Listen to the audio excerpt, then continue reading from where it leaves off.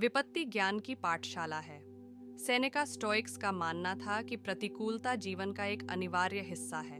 उनका मानना था कि हम विपरीत परिस्थितियों से बच नहीं सकते, लेकिन हम यह चुन सकते हैं कि हम उस पर कैसी प्रतिक्रिया दें। स्टोइक्स का यह भी मानना था कि सीखने और बढ़ने का सबसे अच्छा तरीका प्रतिकूल परिस्थितियों से गुजरना है। उनका मानना था कि प्रतिकूल परिस्थितियां हमें चुनौती देती हैं और हमें नॉर्मल से हटकर सोचने पर मजबूर करती हैं। जब आप कोई गलती करते हैं तो इसके लिए खुद को कोसें नहीं, इसके बजाय अपनी गलती से सीखें और आगे बढ़ें। जब आप किसी चुनौती का सामना करें तो हार न मानें, इसके बजाय इसे सीखने और बढ़ने के अवसर के रूप में देखें। जब आपको हानि का अनुभव हो तो उस पर ध्यान न दें, इसके बजाय जो आपके पास था उसकी यादों को संजोएं और भविष्य पर ध्यान केंद्रित करें। प्रतिकूल परिस्थितियों से सीखना स्टोइक दर्शन का एक महत्वपूर्ण हिस्सा है। यह अधिक खुशहाल और अधिक संतुष्टिपूर्ण जीवन जीने का भी एक शानदार तरीका है। 7. बुद्धि की तलाश करो। सुकरात बाजार में घूम रहे थे, तभी उन्होंने युवाओं के एक समूह को बहस करते देखा। वह उनकी बात सुनने के लिए रुके और उसे तुरंत एहसास हुआ कि वे किसी ऐसी बात पर बहस कर रहे थे जिसे वे वास्तव में नहीं समझते थे। सुकरात ने मुस्कुराते हुए कहा, मेरे दोस्तों, मुझे ऐसा लगता है कि आप सभी किसी ऐसी चीज के बारे में बहस कर रहे हैं जिसके बारे में आप ज्यादा नहीं जानते हैं। आगे बढ़ने से पहले आप एक कदम पीछे क्यों नहीं हटते और ध्यान की तलाश क्यों नहीं करते? युवा भ्रमित थे। उन्हें समझ नहीं आया कि सुकरात का ज्ञान की खोज से क्या मतलब था। सुकरात ने समझाया, बुद्धि इस बात का ज्ञान है कि क्या अच्छा और सच्चा है। यह दुनिया को स्पष्ट रूप से देखने और सही निर्णय लेने की क्षमता है। जब आपके पास ज्ञान होगा तो आप उन चीजों के बारे में बहस करने से बच पाएंगे जिन्हें आप नहीं समझते हैं। युवाओं ने सुकरात की सलाह सुनी और दूर जाकर ज्ञान प्राप्त करने का निर्णय लिया। एकमात्र सच्चा ज्ञान यह जानने में है कि आप कुछ भी नहीं जानते। सुकरात, शिक्षा। एक लौ जलाना है, किसी बर्तन को बस भरना नहीं। सुकरात स्टोइक्स का यह भी मानना था कि ज्ञान कई अलग अलग जगहों पर पाया जा सकता है। उनका मानना था कि हम अपने अनुभवों से, दूसरों के अनुभवों से और बुद्धिमान लोगों की शिक्षाओं से सीख सकते हैं। अपने अनुभवों पर विचार करें और अपनी गलतियों से सीखें। खुले विचारों वाले बने और दूसरों से सीखने के इच्छुक रहें। ज्ञान की तलाश करके हम बेहतर इंसान बन सकते हैं और बेहतर निर्णय ले सकते हैं। हम अपने बारे में और अपने आसपास की दुनिया के बारे में गहरी समझ भी विकसित कर सकते हैं। इस चैनल की सफलता में आपका योगदान सबसे महत्वपूर्ण है।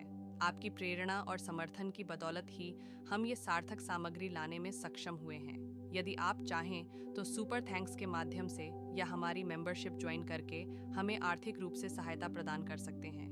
यदि आप आर्थिक रूप से समर्थन नहीं भी कर सकते तो भी कोई बात नहीं, हम आपके लिए बेहतरीन वीडियो लाने की पूरी कोशिश जारी रखेंगे। आपका हर योगदान हमें और भी बेहतरीन वीडियो बनाने के लिए प्रेरित करता है। आप हमारे लिए बहुत ज़रूरी हैं और हम आपके आभारी हैं। धन्यवाद। बुद्ध ने करुणा और दया को सबसे महत्वपूर्ण गुणों में से एक माना है। करुणा का अर्थ है दूसरों के दुख को समझना और उसे दूर करने की इच्छा। दया का अर्थ है दूसरों के कष्टों को कम करने के लिए कार्य करना। बुद्ध ने कहा है कि करुणा और दया के बिना कोई भी व्यक्ति वास्तविक सुख और शांति प्राप्त नहीं कर सकता। जब हम करुणा और दया से भरे होते हैं तो हम दूसरों के साथ सहानुभूति और प्रेम के साथ व्यवहार करते हैं। इससे हमारे रिश्ते मजबूत होते हैं और हमारी दुनिया एक बेहतर जगह बन जाती है।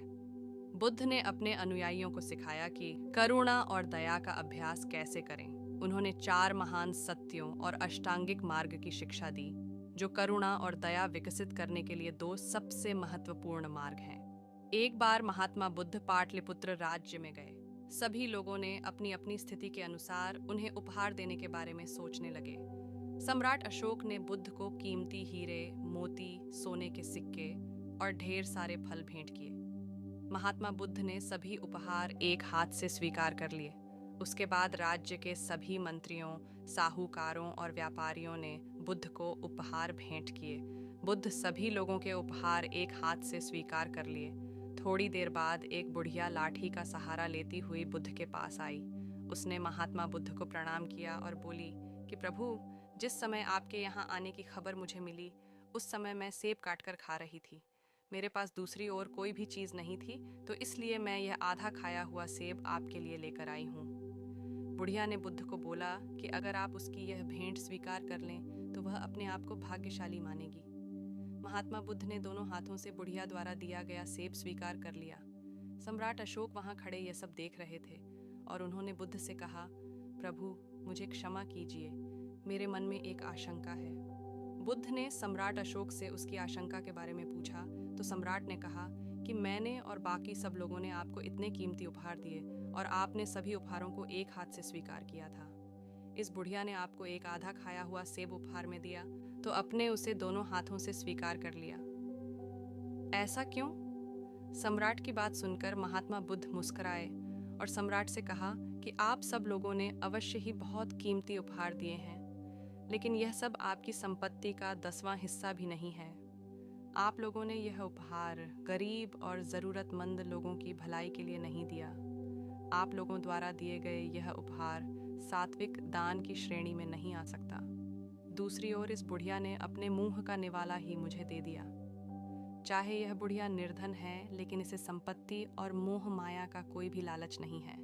इसके द्वारा दिए गए उपहार को दोनों हाथों से स्वीकार करने का यही कारण है। आज के लिए बस इतना ही। सब्सक्राइब और शेयर करना ना भूलें। अपने सुझाव कमेंट में ज़रूर दें। धन्यवाद। आशा है कि आपको आज की बातें पसंद आई होंगी। अगली बार फिर मिलेंगे। तब तक सुरक्षित रहें और स्वस्थ रहें। नमस्ते।